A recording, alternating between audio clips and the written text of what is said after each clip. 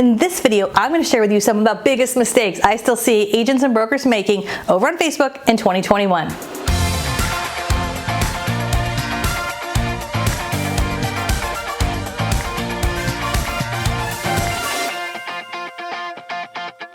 Hey everybody, Katie Lance here, founder and CEO of Katie Lance Consulting, the Get Social Smart Academy, and author of the book Get Social Smart. It's episode 242 of the Get Social Smart show, and today I'm going to share with you 3 of the biggest mistakes I still see agents and brokers making over on Facebook. Mistake number 1, posting and running.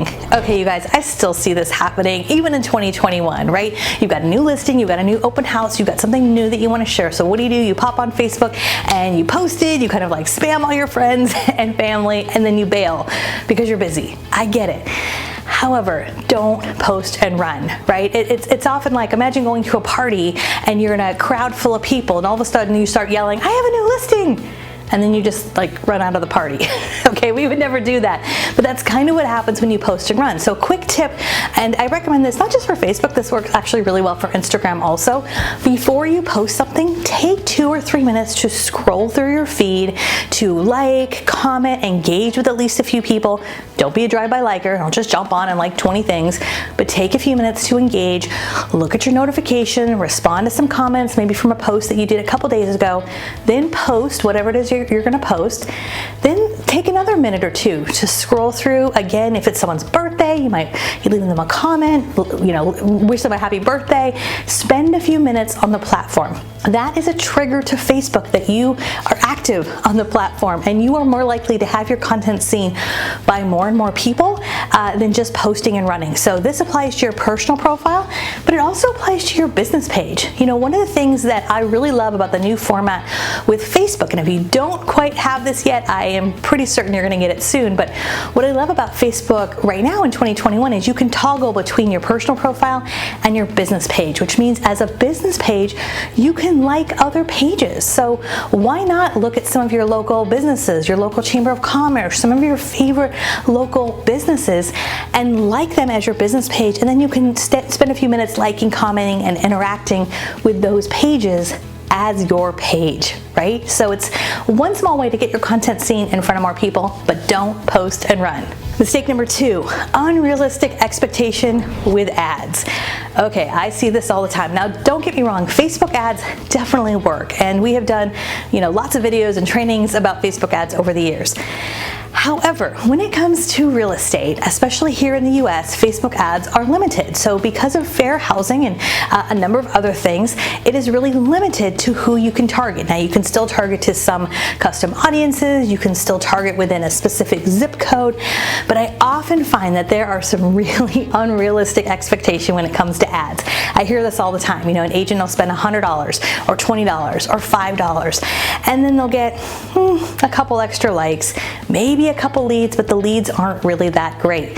So I think it's important to put the proper expectations in place. And I have to tell you that the ads that we see that tend to perform the best are people who are running ads consistently for long periods of time. So just like your content, right? It's not just post and run. It's not just one post here and then nothing for 2 weeks.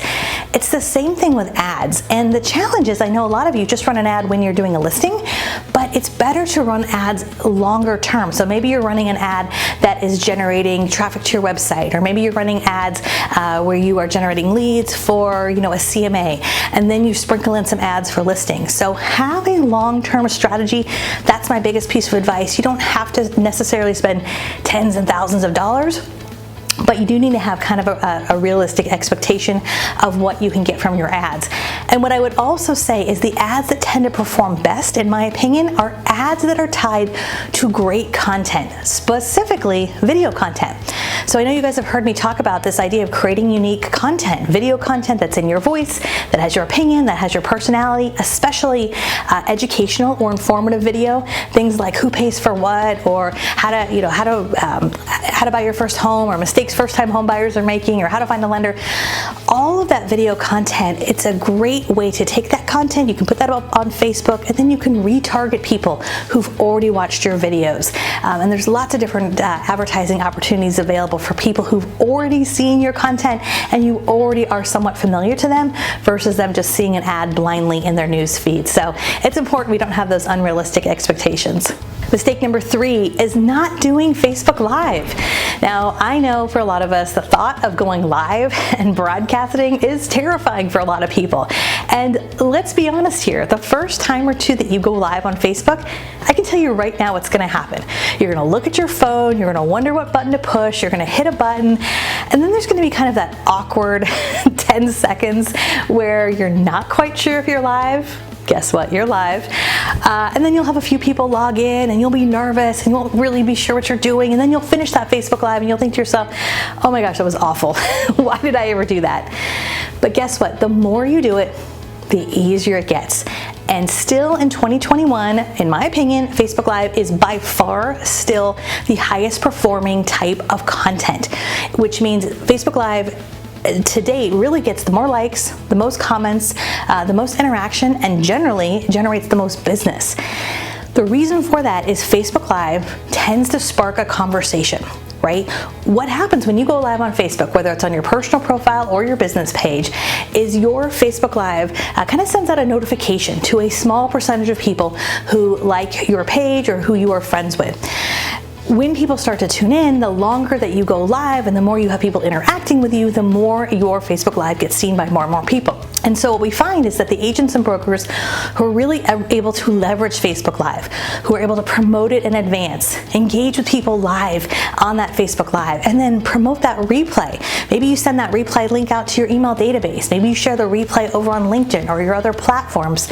Facebook Live is a great way to interact with people, to connect with people, and ultimately to generate business from Facebook.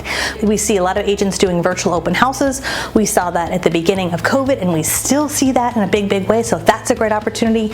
You might do a weekly or monthly Facebook Live about the market, and any kind of timely information typically works really well over on Facebook Live. Okay, I would love to hear from you. What is your biggest question when it comes to Facebook? Let me know in the comments below. And if you're listening to this going, okay, I need to get a handle not just on Facebook, but maybe on a lot of what I have going on with social media, I would invite you to go to our free resource library. If you go to katielance.com/freebies, katielance.com/freebies, put your name and email in, and we have a ton of great new and updated free resources that are going to help you with Facebook, LinkedIn, Instagram, and really help you get your arms around your social media strategy, especially if you're in real estate. Now, last but not least, if you're watching this video on YouTube, we have new videos that come out each and every week. And if you like my style and if you learned something today, we would love if you'd hit that subscribe button and the bell button, as we have new videos that come out each and every week. All right, my friends, thanks so much. I'll see you on Facebook. Bye for now.